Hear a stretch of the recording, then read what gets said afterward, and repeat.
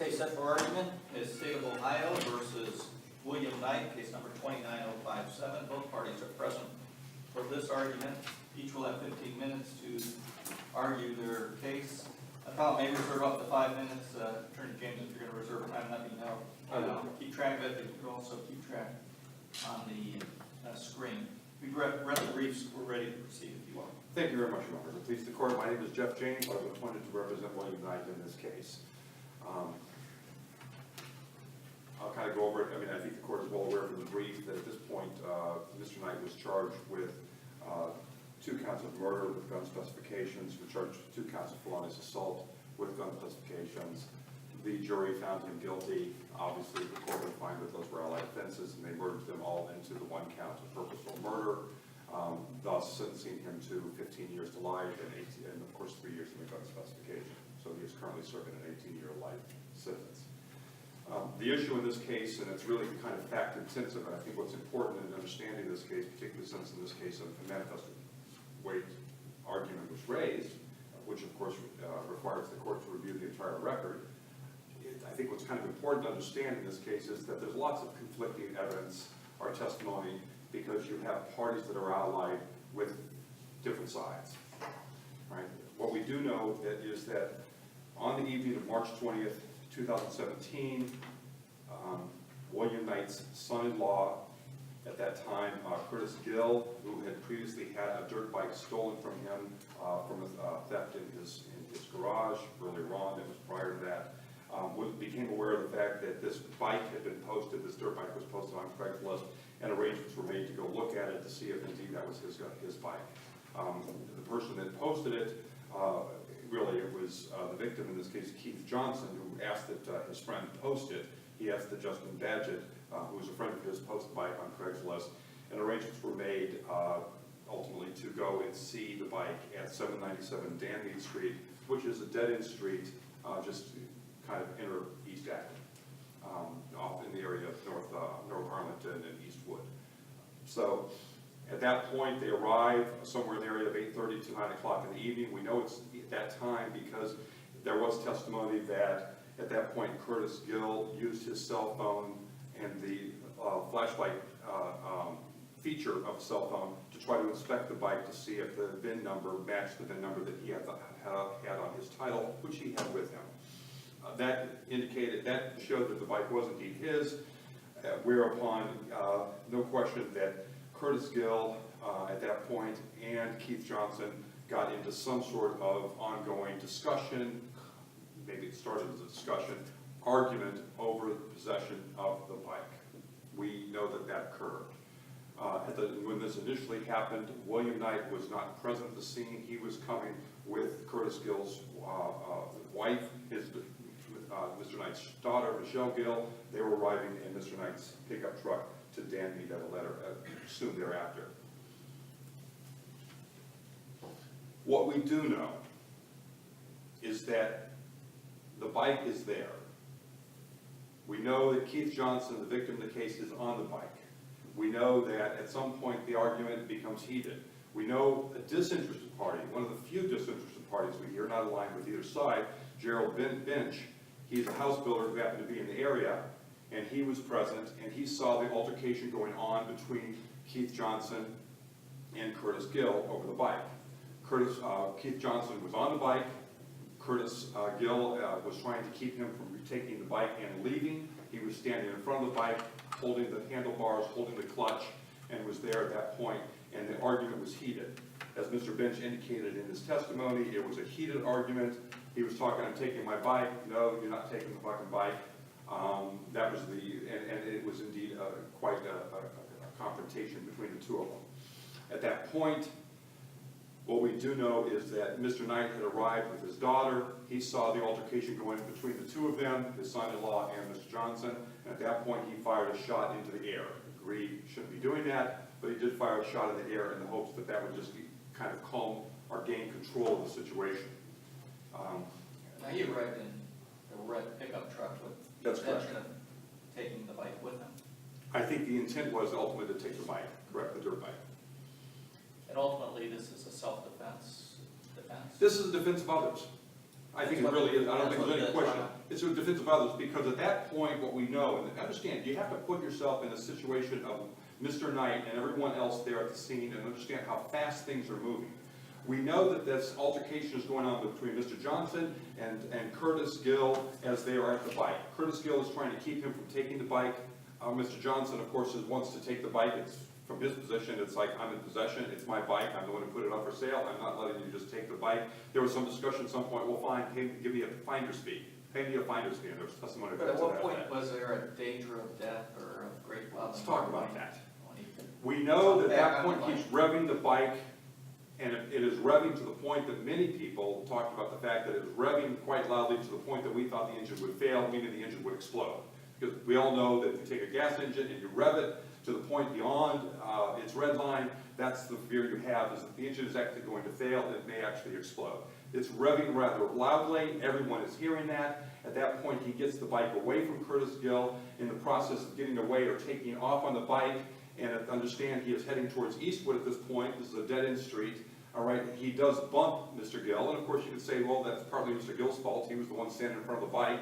He is bumped, and he, of course, receives, I think, some type of bruise, injury to the hand and injury to the foot as the bike hits him. And at that point, Mr. Johnson takes off. He loses control of the bike, all right, as he's heading towards Eastwood, and he gets back on the bike, and at this point he turns around and he is heading back towards 797 Danby. He's heading back towards where everybody is located. So your argument is that at that point in time, when he's off the bike, he gets on the bike, that cuts off the two sets of incidences? No, I don't think it necessarily cuts off the two sets of incidents.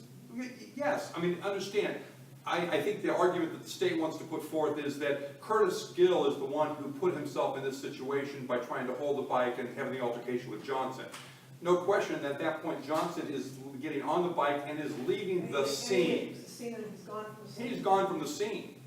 Everything is back to normal at this point in a sense, except for the fact that this is all happening rather quickly, loud noises, arguments occurring, and he's heading towards Eastwood to go away. Loses control of the bike gets down, falls down, gets back on it, performs a wheelie on the bike, and is now heading back towards Danby, back towards the end of the dead-end street, where the people are located, where everyone is located. Now, you can talk about and understand there was one cross-examination of one of the witnesses who said, you know, exactly where was Curtis Gill? I don't know. And then it was like, well, where was he? I don't know. It's, you know, objection asked and answered, all right, and that was sustained. Well, where wasn't he? Well, that's, okay, wait, that's just asked and answered. You're just trying to rephrase it in a bad way.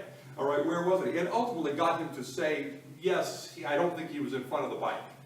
After badgering that witness, really by the prosecution, in my view, to get him to say what they wanted him to say. And that's one of the sites that the state has in their brief. The point I'm trying to make is at this point, he is coming back towards them. All right, he's coming back on a bike, he's racing towards the people back on 797 Danby. At that point, Mr. Knight felt that it was imperative to protect himself. Possibly if he's coming back me, I don't know what he's going to do. He may be coming back with a gun in today's world. He's coming back, he had no reason to. He's now heading back at us. I take my gun, I fire a shot, protect me, I protect my daughter, and to protect my son-in-law. Now, that leads us to the biggest issue in this case, is that the court gave an instruction on defense of property. For what reason? Counsel, but, yeah, it's my understanding that that instruction came early on. Was it requested by the state, or I do not know that it was requested by the state. I do not know that as I sit here right here today. I'm sorry, but I didn't read the entire transcript again in preparation for today. But I do not know that that was requested. But the court, it was no question, it was objected to by the defense counsel. At the time it was given? At the time it said that we're going to give this, an objection was made. And the state wants to say, well, wait a second, you have to object then, you have to preserve the objection, and I would bring the state in my reply brief, is that State versus Wolin indicates no. A party does not waive his objection to the court's charge by failing to formally object thereto on an ongoing basis, where the record affirmatively shows that a trial court has been fully apprised of the correct law governing a material issue in dispute, and the requesting party has been unsuccessful in obtaining the inclusion of that law in the trial court's charge to the jury. So it's not incumbent upon us to continue to say again and again, We object, when we know that the court has overruled that objection and is going to give that, or what we believe, an erroneous instruction in this particular case. So, we'll read the record. When was the instruction given, during the introductory remarks, or? The instruction I was got the given, impression this was not an instruction given at the close of it was not in the written instructions that went back to the court. It was an instruction given to the jury, I have to double check real quick. I got the impression it was towards. And I'm sorry, if I did not say, I do want to reserve like 2 minutes for rebuttal. Okay. 2 will be enough. I don't think I said that. Well, don't worry about it. No, that's The right. record will show where it is. If you don't know, that's no problem. We'll find it. Yeah, the trial court then proceeded, okay, prior to giving the jury instructions by the trial court, defense counsel raised an objection to the inclusion of the instruction of self-defense. Counsel pointed out the defense was never raised, that's at 1853, so that would be at the end. The trial court then proceeded to give the jury, as its first instruction of law, the following, and that's on page 10 of the appellate's brief. You are instructed as a matter of law that an individual may use force to defend his or her property, but may not use, of course, deadly force. We know that. So it was given in the initial jury instruction, but my understanding is that it was not included in the written instructions that went back to the jury. But it was still something told to the jury at the time that they were given instructions. And you have to understand how confusing that would be. Because if I suddenly have moved my jury away from the defense, that this is defense of others, that I felt under this situation, I needed to act to protect these people. Not just myself, but my daughter-in-law, or my daughter and my son-in-law, and I have a right to do that. And if I believe that they are being faced with possible deadly force, a motorcycle racing at you, I have a right to, at that point, use deadly force in return.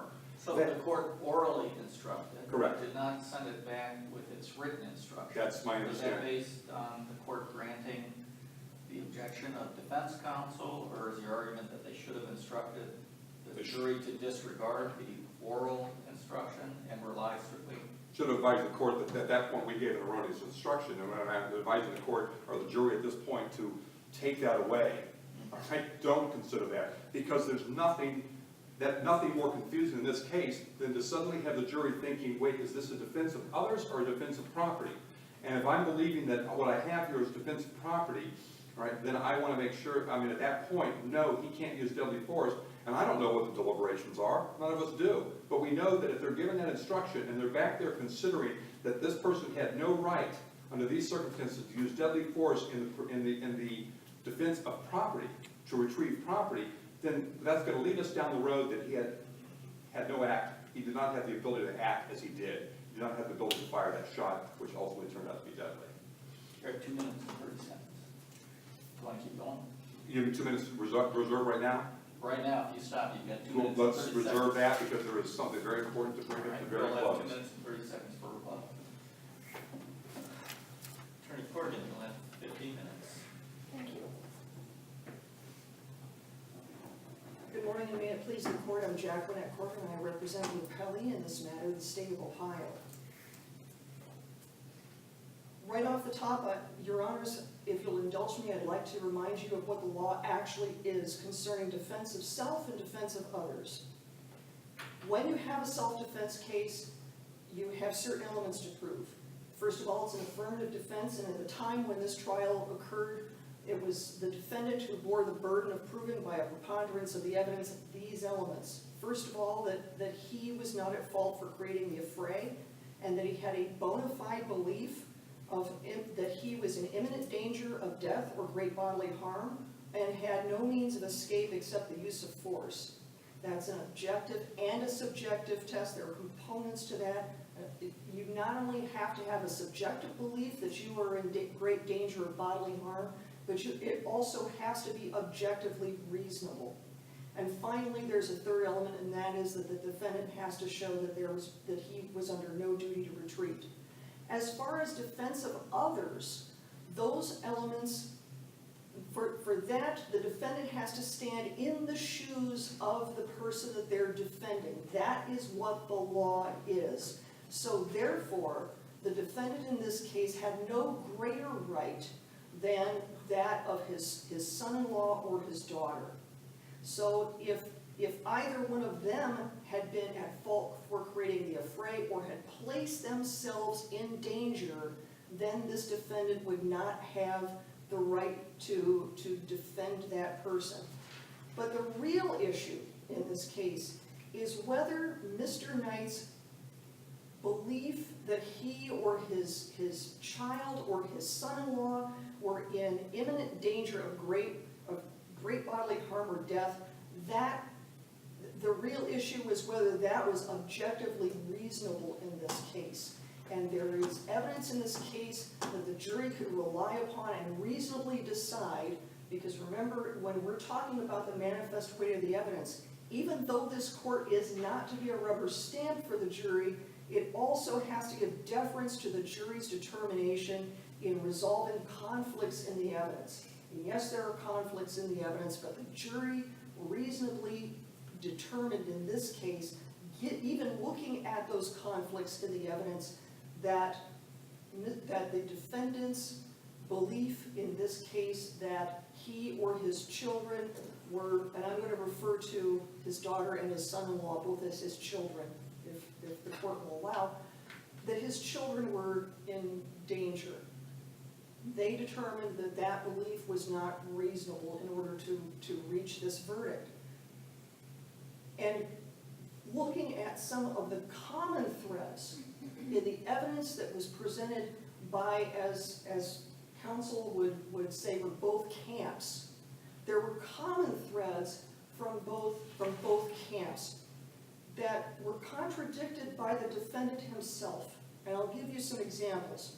For instance, nobody but the defendant testified that Mr. Johnson, who was the decedent in this case, and Mr. Bench, who was the onlooker who was driving the van past this argument, nobody but the defendant testified that they were yelling at each other. Nobody, including the defendant's son-in-law, testified that the son-in-law was pinned up against his own truck and that Mr. Gill was restrained in any way by Mr. Johnson or Mr. Johnson's friends. The only person who gives that testimony is the defendant. Nobody else testified that Mr. Gill was injured when Mr. Johnson bumped the front tire of the bike against Mr. Gill.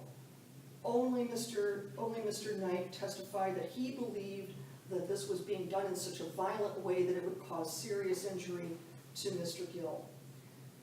Finally, Mr. Gill testified that after Mr. Johnson lost control of that bike, that he did not get up, he did not run several steps toward Mr. Knight, he did not stop, turn around, then pick up the bike. Only Mr. Knight testified that Mr. Johnson, after he fell from the bike, that he got up, ran several paces toward Mr. Knight, and then turned around and picked up the bike again. Finally, there was the courthouse video that was presented by the state during the cross-examination of this defendant. Mr. Knight had a jail call between himself and his daughter describing an incident in which he said that Mr. Johnson's grandmother, upon seeing him exiting the elevator with the deputies in the courthouse, in the snack bar of the courthouse, had spat food at him and had come at him in such a way that the deputies had to intervene. Surveillance video footage from the courthouse from that day showed Mr. Knight getting off the elevator, flanked by the deputies, showed Mr. Johnson's grandmother look at him, and the moment you could see that she recognized him, she turned away, and there was no interaction between the two. All of this tends to show that Mr. Knight's perception of events, not only on that evening, but also afterward, is not necessarily conforming to objective reality. And that was something that the jury was allowed to consider for itself. Meanwhile, the testimony in the record from both camps of witnesses was that Mr. Gill had put himself in the path of the bike at the critical time when Mr. Knight fired the gunshot at him. So Mr. Gill said he put himself in the path of the bike, jumped away, and it was at that point he heard the gunshot. So he was still trying to grab the bike at that time when Mr. Knight fired the gunshot. It wasn't like Mr. Johnson had aimed the bike at either Mr. or Mrs. Gill and drove crazily toward them. I would remind the court that the testimony is that this bike was perpendicular to the travel on that street, and the street itself is only 28 feet wide, I believe. But it's less than 30 feet wide. It's difficult to imagine that it would be being driven crazily for any length of time. So those are things that the jury was permitted to look at and to decide, gee, looking at this, the belief that Mr. Knight subjectively had that he and his children were in great danger was not objectively reasonable, and thus it's not against the manifest weight of the evidence for the jury to have decided that they would reject the self-defense or defense of others' defense. Now, moving on to Judge Hensel's question concerning the jury instruction concerning defense of property. Who requested that instruction? Actually, that's not very clear from the record, Your Honor, because nobody in this case actually requested any written instructions. In other words, nobody submitted any proposed instructions in writing from either side.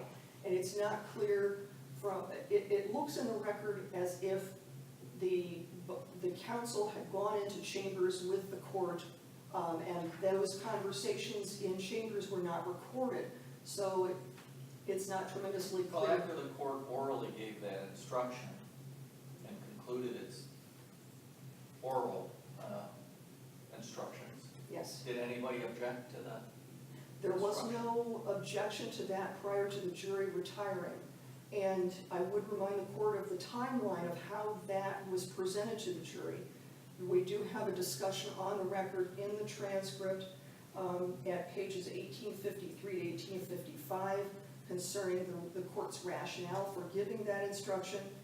Then the court gave that jury instruction as part of the preliminary instructions and instructions on the elements. Then counsel gave closing arguments. After giving closing arguments, then the court gave final jury instructions, and thereafter the jury retired. What was in the record regarding the trial court's rationale for giving the defense of property instruction? If you recall, we can look at Well, the rationale was that it was to try to eliminate any possible confusion that the jurors might have as to whether it was appropriate for somebody to use deadly force in defense of or to reclaim personal property. But was there any cross-examination or direct questioning or testimony or argument to that point that this was an attempt to get the bike back? Well, as counsel had put it in the reply brief, and as I put it in the state's brief, and as we have one reference in the state's closing argument, it was all about the dirt bike, and it meaning the affray itself. The argument between Mr. Gill, Mr. Johnson, and this entire incident, the whole affray was about reclaiming that bike. And so what the court seems to be getting at when it announced its rationale for giving that instruction was to try to insulate the jury from some of its own preconceived notions and from some of its own mistaken notions, that it may be appropriate in a self-help situation to resort to deadly force to reclaim one's personal property. And I would also note that the instruction itself, as given, is a single sentence. It occurs at the end of the court's instructions describing what evidence means, what evidence includes, and what evidence, the term evidence doesn't mean. It appears with another cautionary instruction. For it, the cautionary instruction being that Mr. Capitone, who was the concealed carry permit instructor, that Mr. Capitone's class materials were not to be considered by the jurors as correct statements of the law, and that they were supposed to follow the court's instructions. Well, that's probably why it wasn't included in the written instructions. This was an instruction on definition of evidence. It wasn't the instruction on the elements of the offense. It was That's what not, you're saying. well, I do have to clarify something, Your Honor. The exhibit that I have that was in our record for this appeal of the written jury instruction does include this. Oh, it does? Yes, at page 7 of the instructions, it does say, about the middle of the page, you're instructed as a matter of law that an individual may use some force to defend his or her family's property. However, the force used cannot be likely to cause death or great bodily harm. And that appears immediately prior to the paragraph at the bottom of the page, instructing the jury that they're not to be considering Mr. Capitone's materials as a statement of the law. So it was in the written instructions, but it appears prior to page 8, which bears the heading Count 1 Murder. And that's where the actual elements of the offenses begin, including the mens rea element of purposefully, and those definitions. So it wasn't included in any of the definitions of the crime, and it certainly wasn't included in any of the court's definitions as to the affirmative defense of self-defense or of defense of others. So just to, like I said, just to be clear, at least it appears in the written instructions that the court included with all the materials that came up to this court. Whether that was part of what the jury got to see because we weren't in the jury room, I cannot say. But I do want to very briefly address in the last minute State versus Wollins, which is something that the appellant has brought up. There are 3 reasons that Wollins doesn't actually exempt this case from a plain error analysis. First of all, Wollins dealt with a situation where there's no objection to a court's failure to give a requested instruction. This case is about an objection to a court giving an instruction that was not apparently requested. Wollins has also not necessarily operated to absolve parties from the plain error analysis if they do not object prior to the jury retiring. And I would point this court to Judge Dickinson's concurrence in State versus Feliciano, and the citation of that is 2010 Ohio 2809, in which Judge Dickinson had gone through an extensive analysis of Wollins and its use of the term waiver, when more properly it should have been forfeiture. And when one waives one's right, one does it knowingly and intentionally, and one cannot raise it at all on appeal. Whereas if one fails to object to something, they've only forfeited the error, and it can be noticed on plain error by this court if the right showing is made. Counsel, I don't mean to cut you off, but you have used all of your time. Well, then I thank you very much, and I ask you to affirm. Thank you. Thank you. Attorney James, 2 minutes and 30 seconds. And I'm going to talk fast. I'd like to address a couple issues. First off, on State versus Wollins, yes, it is one where the court gives an instruction which is erroneous and has been advised that it's erroneous. And the idea is that if the court is going to go ahead and give that instruction and you raise the right correct issue of law, isn't the reverse also true? All right, I'm given an instruction, and at that point, I'm going to give that instruction, even though you pointed out that it's a raw error to do so. Well, wouldn't it also apply in the same situation where you're going to give an instruction and I'm objecting to that? And at that point, it's clear that regardless of my objection, that you're going to go ahead and give that instruction of law. How often do I have to continue to object to that to try to preserve error? So I would like the court to take that into consideration. I would like to point out one other thing, because counsel indicated that Mr. Bench was an objective witness and he did not observe anything. I would point out that in section, or the transcript at 1549 through 1565. Lynch was there as a home builder. He would witness Johnson and Curtis engaging in a loud and heated argument. He heard Curtis say, "I'm taking my bike," and Johnson responded, "Fuck that, you're not taking this bike from me."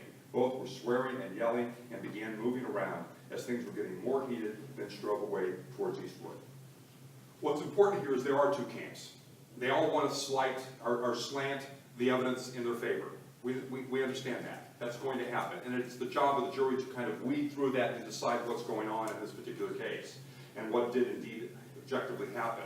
The state talks about the fact that it's, the self-defense and the defense of others. The fact is that at the point at which Johnson broke away and left the scene, we're not dealing with that, except for the fact that everybody at that point is heated. Everyone is excited. We just had this altercation. We've had this argument. You're revving the bike. It's sounding really loud. Everyone is hearing that to the point that I think it's going to explode. You get on the bike, you push me out of the way, you head towards Eastwood, you lose control, and instead of leaving the scene, you turn around and now we're heading back towards these people, my people. That's a separate incident that occurred in this case, separate from what occurred earlier, although the earlier gives context to what's going on and why I might be, as a citizen, a little bit fearful of what's happened in this particular case. So, agreed, you have to look at that when you objectively look at it. I know I'm brief here, but I do want to point out one other thing. Very quickly. If Mr. Knight was a police officer under these circumstances and was there, would we be here today? Okay, with that, you stole your time.